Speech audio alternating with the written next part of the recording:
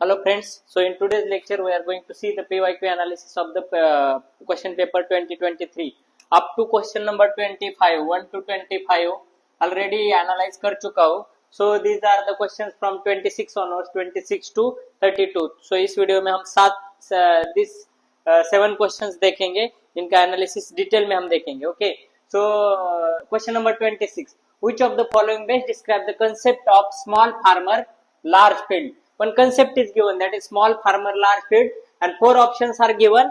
So कौन सा option अच्छे से डिस्क्राइब करता है? So इस टाइप के क्वेश्चन मोर देन 5-6 क्वेश्चन ऐसे होते हैं, एक टर्म या कंसेप्ट इन्वायरमेंट से हो या इकोनॉमी से हो या इन जनरल पॉलिटी से हो, ऐसे कंसेप्ट दिया जाता है और 4 ऑप्शंस में उसका अच्छे से डिस्क्रिप्शन दिया जाता है. ओके, सो आपको लॉजिकली सोच के कौन सा डिस्क्रिप्शन ज्यादा सही बैठता है वो आपको टिक मार्क करना है. बहुत इजी क्वेश्चन होता है, इस क्वेश्चन को कभी भी स्किप नहीं करना है. You should never skip such type of question. So options क्या है? Resettlement of large number of people. Okay, तो मैं एक्सप्लेन करता हूँ. Large number of people uprooted from their countries due to war and giving them the large cultivable land which they cultivate collectively and share produce. अभी इधर देखो, small farmer large field, यहाँ पे farmers है.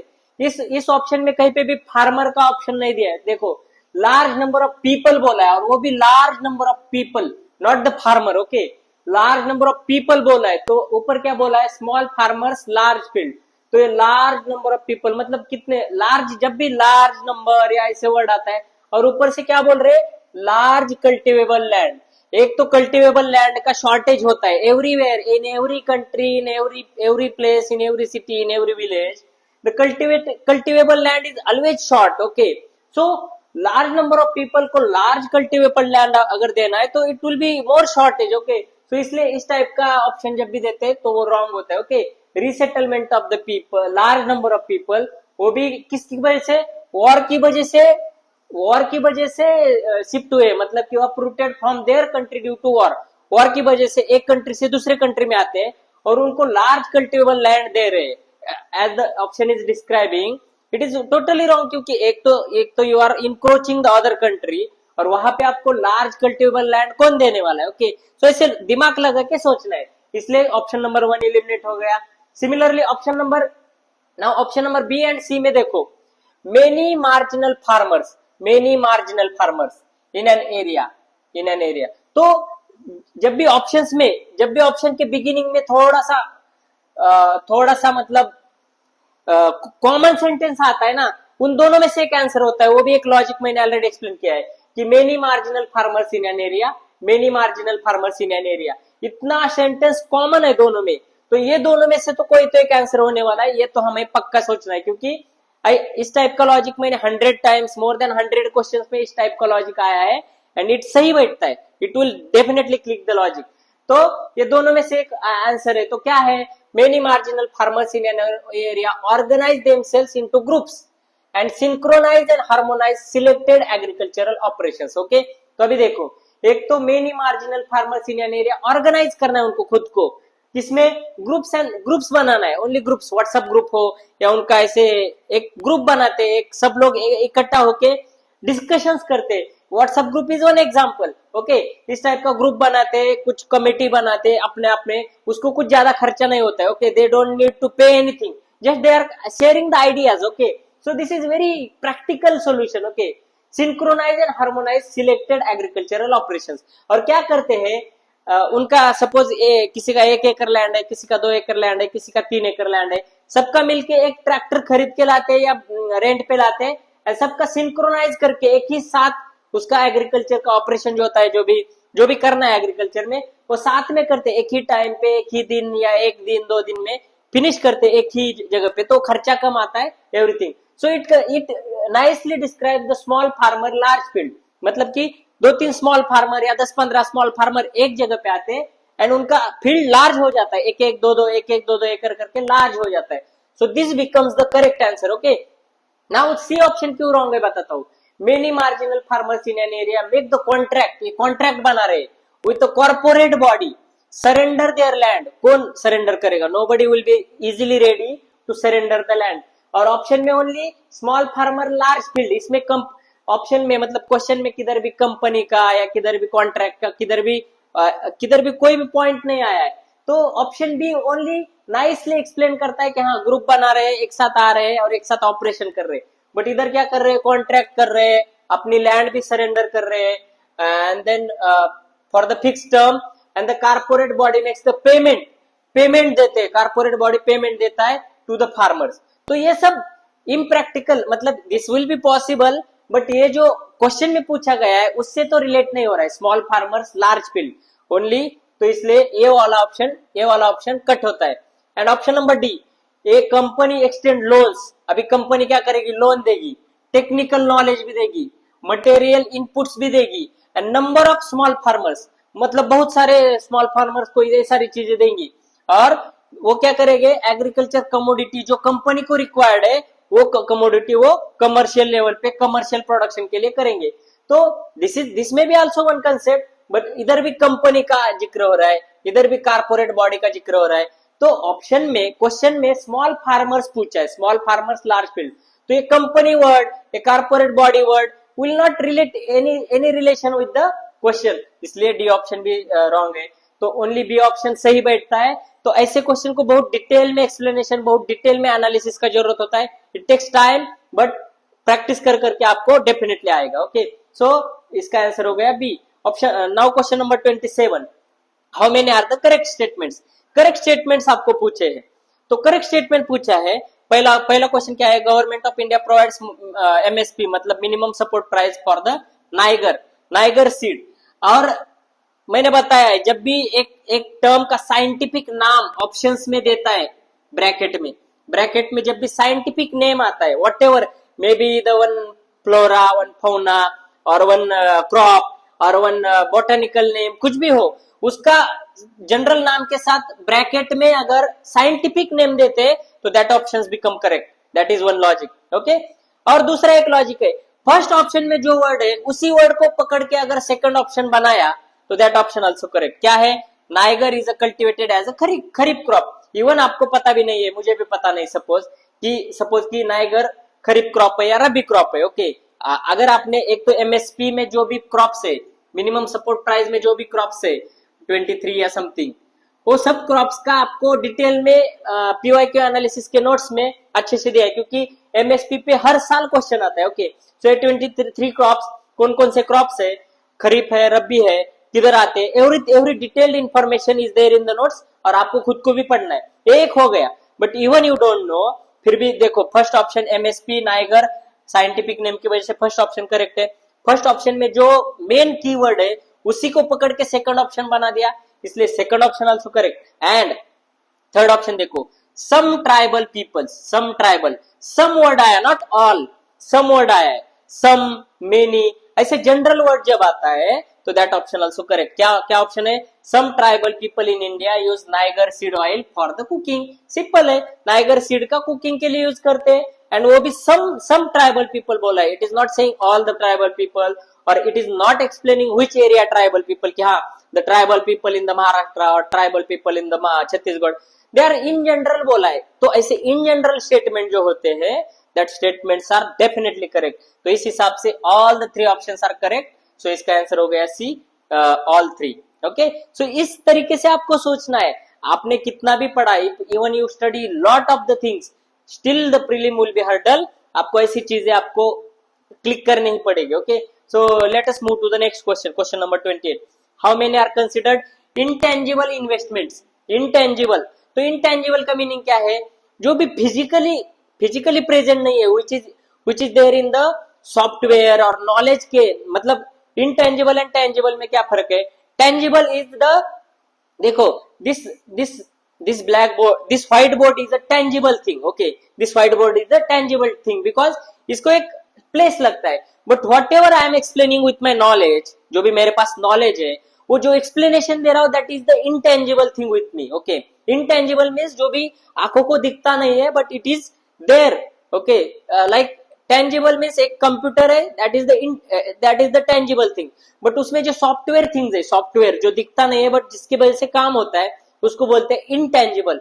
Intangible means बहुत ही valuable होता है but physically नहीं दिखता है, वो सॉफ्टवेयर के माध्यम सॉफ्टवेयर या बैकग्राउंड में रहता है। Okay, so I will explain. Brand recognition, brand जो होता है, that brand is a name. Suppose our YouTube channel का नाम क्या है, the Alchemist. Okay, so Alchemist is a brand. Suppose some brand is there, like Nike shoes is there. Shoes is a tangible thing, but Nike is a brand. Okay, Nike is a brand, Puma is a brand. So name और fame जो है, जो tagline है या जो भी name है, that is the intangible thing, क्योंकि ब्रांड की वजह से हम खरीदते हैं चीजें। ओके, सो ब्रांड रिकॉग्निशन है, ब्रांड का रिकॉग्निशन जिसको मतलब कि रजिस्टर किया जाता है कि दिस इज आवर ब्रांड करके। तो that is the intangible thing, वो फिजिकली किधर भी नहीं है, बट वो डॉक्यूमेंट्स में है। Okay, it is there in the documents, it is there in the mind of the people कि हाँ this brand is very good, I will buy this shoes, but वो इंटेंजिबल थिंग है। Okay, similarly intellectual property मतलब कि आपका जो patent किया आपने, एक पेपर पब्लिश किया या कुछ भी किया या आपने नोट्स बनाए और उसको आपने, इंटेलेक्चुअल प्रॉपर्टी है वो, आपकी मेरी खुद की या आपकी खुद की इंटेलेक्चुअल प्रॉपर्टी है, nobody can take that. Okay, तो इसको बोलते हैं इंटेलेक्चुअल प्रॉपर्टी। मतलब कि talent, intellectual in the sense आपका टैलेंट, मतलब आपका टैलेंट, आपने जो भी पढ़ा है, आपके दिमाग में जो भी नॉलेज है, यूपीएससी का सपोज लक्ष्मीकांत पूरा पढ़ा है, सो इंटेलेक्चुअल प्रॉपर्टी हो आपके दिमाग में है, fundamental rights, fundamental duties, everything is in your mind, so that is your intellectual property. वो आपसे कोई छीन नहीं सकता है, तो that is also intangible thing. Mailing list of the clients, मेरे पास एज आई एम वर्किंग, सो मेरे पास क्लाइंट्स के मेलिंग लिस्ट है। क्लाइंट्स मतलब कॉन्टैक्ट्स। ओके, क्लाइंट्स मतलब कॉन्टैक्ट्स, तो that is also very important thing for the business. तो ये भी एक लिस्ट है, mailing list of the clients, मतलब क्लाइंट्स को मेल करने के लिए जो लिस्ट है उनकी इंफॉर्मेशन है। Mailing list is information, whatever information जो है, that is also intangible thing. So 1, 3 and 4 are the intangible thing. But inventory, what is mean by inventory? Inventory is मतलब कि जो भी माल है, सपोज सपोज प्रोडक्शन किया कंपनी में, जो माल बनाया और पहले साल में बेच दिया, सो 100 सपोज 100 एप्पल फोन्स बनाए कंपनी ने, उसमें से 80 एप्पल फोन को बेच दिया, 20 एप्पल फोन बच गए, so that become the inventory. तो ये फिजिकली अवेलेबल है, 20 Apple phones which are remaining are available, तो that is the tangible thing. Okay, इसलिए inventory is a tangible thing. So brand recognition, intellectual property and mailing list, these only 3 are the intangible things and the inventory is the tangible thing. So tangible, intangible, this is the economic concept, but हम अच्छे से revise जब करेंगे तो अच्छे से explain करूंगा। These things are very important. Okay, so इसका आंसर हो गया only 3, 28. Question number 29. For the horizontal tax devolution, 15th Finance Commission used how many criteria? कौन से criteria 15th Finance Commission में यूज किए हैं? Apart from the population area and income distance. उन्होंने already दो क्राइटेरिया ऑलरेडी क्वेश्चन में ही दिए। कौन से? Population area and income distance. And बाकी के 5 ऑप्शन में से कितने ऐसे हैं जो टैक्स डिवोल्यूशन के लिए यूज किए हैं? तो इसमें से सिंपल लॉजिक बोलता हूँ, this is the static question economy का, बट जो भी गवर्नमेंट से रिलेटेड ऑप्शंस है ना, वो रॉन्ग है। Governance reforms, stable government, these two are the wrong options. Okay, एक दूसरे से रिलेटेड भी है और रॉन्ग है। डेमोग्राफिक परफॉर्मेंस पॉपुलेशन से रिलेटेड है। फॉरेस्ट एंड इकोलॉजी, ये तो जब भी इन्वायरमेंट एंड इकोलॉजी का जो भी ऑप्शन होता है किसी भी क्वेश्चन में, वो तो डेफिनेटली करेक्ट होता है, तो इसको टिक मार्क करना ही है। 1, 2 and tax and fiscal efforts मतलब कि फाइनेंस कमीशन है और tax devolution horizontal tax devolution, question में ही टैक्स वर्ड आया है, तो टैक्स एंड फिस्कल एफर्ट्स तो डेफिनेटली रहेंगे। फॉरेस्ट एंड इकोलॉजी मतलब इन्वायरमेंट को भी सस्टेनेबल डेवलपमेंट बोलते हैं हम, इन्वायरमेंट को भी प्रमोट करना है, तो this is also there. And demographic performance, population question में ही दिया है, तो population and demographic is the inter related. So ये 3 चीजें, population and income, tax, forest, सब एक दूसरे से रिलेटेड है। But stable government and governance reforms, government से रिलेटेड जो भी ऑप्शंस है वो रॉन्ग है। उस हिसाब से only 3, B is the answer, and 3 and 4 are the wrong things. So horizontal tax devolution के लिए demographic performance, forest ecology, tax and fiscal efforts, population area and income distance, ये क्राइटेरिया यूज किए हैं। Okay, सो इससे आपको next year के लिए question भी बन सकता है और मेनी थिंग्स आर देयर। इसी ऑप्शंस को पकड़ के I will make the notes so that you will get the potential questions. 5-6 questions इससे बनेंगे। Okay, question number 30, on how many does UNOPS Sustainable Investment Infrastructure and Innovation S3I initiative focus? Forest investment, मतलब कि UNOPS जो investment करता है S3I initiative से, वो किस पे फोकस करता है? तो ये इधर भी देखिए, इंफ्रास्ट्रक्चर एंड इनोवेशन। इंफ्रास्ट्रक्चर में क्या क्या आता है? देखो, रिन्यूएबल एनर्जी, एनर्जी का इंफ्रास्ट्रक्चर है, जो भी सोलर है, विंड है, that is in infrastructure. Okay, then affordable housing, housing भी इंफ्रास्ट्रक्चर में ही आता है। ओके, क्वेश्चन में जो टर्म्स दिए हैं उसी को रिलेट करना है। मास रैपिड ट्रांसपोर्ट, मतलब कि रोड बनाना है, बुलेट ट्रेन बनाना है। Okay, all these are things with the infrastructure. But health care is a service. Okay, health care is a service sector, not the infrastructure में नहीं आता है। हेल्थ केयर भी आल्सो इंपॉर्टेंट है, but ये जो यूएनओपीएस इनिशिएटिव है, ये mainly affordable housing, mass and rapid transport and renewable energy. So only 3 is the option. Health care पे वो ज्यादा फोकस नहीं करते।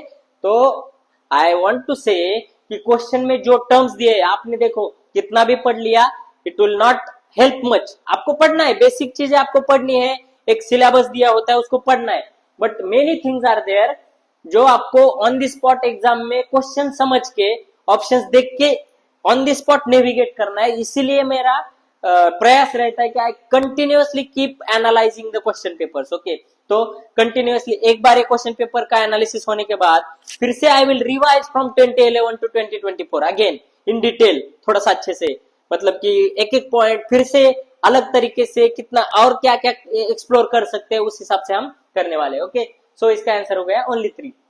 Question number 31, in essence what does due process of law? Due process of law का meaning क्या है? मैंने already बोला, कंसेप्ट देते और मीनिंग पूछते। अभी देखो, इसमें मैं बोल देता हूं, ड्यू प्रोसेस ऑफ लॉ एक टर्म है, due process of law and procedure established by law is also one term. तो ये तो रॉन्ग हो गया, क्योंकि due process of law is one term, at the same time the procedure established by law is the another term. मतलब कि जिन्होंने भी पॉलिटी थोड़ा भी पढ़ा है, या पीवाईक्यू क्वेश्चंस पढ़े हैं, या पीवाईक्यू क्वेश्चन का एनालिसिस दिया है, उनको पता है कि due process of law and the procedure established by law, उनमें डिफरेंस है। तो this cannot be we cannot be the answer of this, because these two are the different concept. वो डिटेल में I will explain due process of law क्या है और procedure established by law क्या है। प्रोसीजर इस्टेब्लिश्ड बाय लॉ मतलब law में जो दिया है वही अप्लाई करना है, and due process of law का मीनिंग क्या है कि लॉ में जो लिखा है उसके ऊपर जाके जस्टिस देने के लिए कुछ ट्राई करना है, इसको बोलते हैं due process of law. And procedure established by law मतलब लॉ में जो दिया है वही अप्लाई करना है। Okay, so that is the difference, that difference I will explain.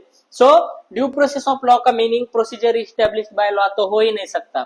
अभी सी एंड डी ऑप्शन देखो, fair application of law and equality before law, ये दोनों का मीनिंग में कुछ फर्क नहीं लग रहा है, दोनों are exactly same.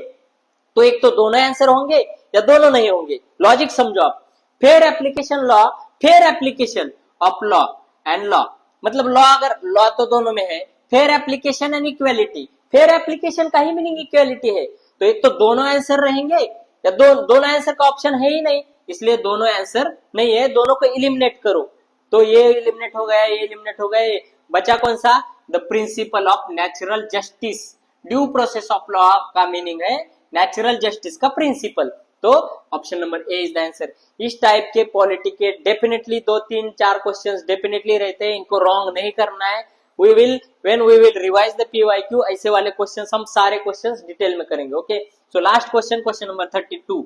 Okay, statements दिए, स्टेटमेंट 1 क्या बोल रहा है? Indian prices are managed by state government, Indian prices are managed by state government with their own rules and regulations for day to day administration of the prices. Okay, हमें पता नहीं है statement correct है या wrong है, but statement 2 देख लो आप, prices are governed by prison act 1894।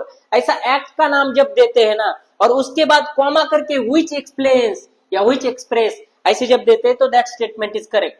तो prices are governed by prison act 1894, ऐसे एक्ट का नाम दिया और उसके बाद कॉमा करके अगर एक्सप्लेनेशन दिया कि वो एक्ट क्या करता है, the prison act which expressly kept the subject of prison in the control of the provincial government, तो ये स्टेटमेंट करेक्ट है। ओके, सो ये स्टेटमेंट करेक्ट है एज पर द लॉजिक कि लॉ का नाम दिया है और उसका वो लॉ का थोड़ा सा एक्सप्लेनेशन दिया है कि which the law the prison act 1894 expressly kept the subject under the provincial government. तो ये स्टेटमेंट करेक्ट है और ये स्टेटमेंट करेक्ट है तो control of the provincial government, provincial means the state government, इसलिए फर्स्ट स्टेटमेंट भी करेक्ट हो गया। इवन हमें पता नहीं था, स्टेटमेंट 2 का लॉजिक लगा के 2 को कैसे हमने क्लिक किया, एक्ट का नाम दिया है और कॉमा के आगे उसका एक्सप्लेनेशन दिया है, तो स्टेटमेंट 2 करेक्ट है। स्टेटमेंट 2 में प्रोविंशियल गवर्नमेंट का जिक्र आया है, तो provincial government is the meaning of the state government, इसलिए ऑप्शन 1 भी करेक्ट है। So both 1 and 2 are correct and 2 is the correct explanation of the 1, इसलिए this is the answer. Okay, क्योंकि ये भी करेक्ट है, ये भी करेक्ट है और इसका एक्सप्लेनेशन ये है क्योंकि इस एक्ट के हिसाब से चलता है ये। The statement 1 is governed by the act of the given in the statement 2। So statement 1 and 2 में डायरेक्ट कनेक्शन है, prison act 1894 managed by the state government, provincial government. So ऐसे लॉजिक लगा कि आपको इसका एक्सप्लेनेशन करना है। So we have explained up to 32 questions. धीरे धीरे हम विद इन 5-6 डेज में 2023 का प्रीलिम्स क्वेश्चन पेपर खत्म करेंगे, उसके बाद 24 का क्वेश्चन पेपर को स्टार्ट करेंगे। Thank you so much.